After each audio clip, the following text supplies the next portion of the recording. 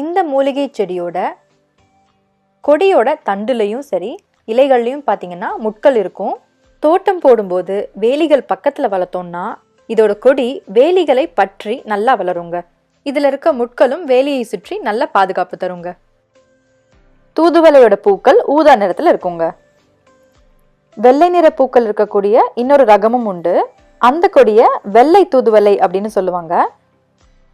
தூதுவளையோட பூக்களோட shape பார்த்தீங்கன்னா நட்சத்திர வடிவத்தில் இருக்கும், அதாவது ஸ்டார் ஷேப்பில் இருக்குங்க.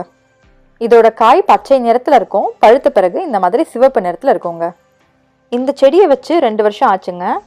முதல்ல சீட்ஸ் போட்டு வளர்த்துட்டு கொடி நல்லா வளர்ந்ததுக்கு அப்புறமா அதில் இருக்க திக்கான தண்டுகளை கட் பண்ணிட்டு தொடர்ந்து மழை வர காலத்தில் ஒரு 4-5 ஸ்டிக்ஸை அப்படியே மண்ணில் வச்சோன்னா செடி நல்லா உயிர் பிடிச்சி வளர்ந்துருங்க.